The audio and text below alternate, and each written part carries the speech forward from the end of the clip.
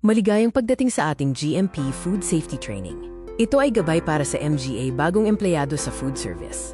Ano ang GMP? Ang Good Manufacturing Practices ay MGA patakaran UPANG. Matiyak na ang pagkain ay malinis, ligtas, at may mataas na kalidad mula sa paggawa hanggang sa paghain.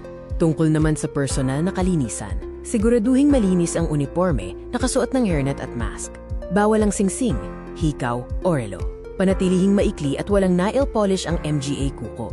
Paano maghugas ng kamay? Basain ang kamay at lagyan ng sabon. Kuskusin ang palad, likod ng kamay at pagitan ng daliri sa loob ng 20 segundo. Banlawan ng maigi at gumamit ng single-use paper towel para patuyuin. Para sa tamang pag-iimbak ng pagkain, sundin ang FIFO. First in, first out. Laging lagyan ng petsa at pangalan. Ihiwalay ang hilaw na karne sa MGA, luto ng pagkain at gulay. Siguraduhin tama ang lamig ng freezer at chiller. Para maiwasan ang cross-contamination, huwag hayaang magkahalo ang mikrobyo mula sa hilaw patungo sa lutong pagkain. Gumamit ng tamang kulay ng cutting boards at maghugas ng kamay tuwing lilipat ng gawain.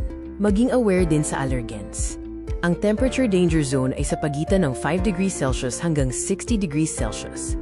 Sa temperaturang ito, mabilis dumami ang bakterya.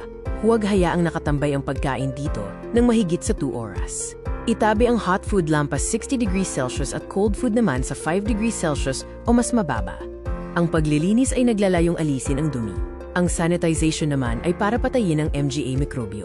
Tandaan, linisin muna bago isanitize ang bawat kagamitan. Para sa pest control, mag-ulat agad kung may makitang dumi o palatandaan ng peste. Panatilihing selyado ang MGA pinto at bintana. Itapon agad ang basura at huwag mag-iwan ng tira-tirang pagkain sa labas. Kailan hindi dapat pumasok? Kapag sira ang ref at lumampas sa safe limit ang temperatura o kung ikaw ay may sakit. I-report din agad kahit isang ipis o daga lang ang makita. Ngayon, magkaroon tayo ng mabilisang pagsusulit o quick check batay sa ating tinalakay.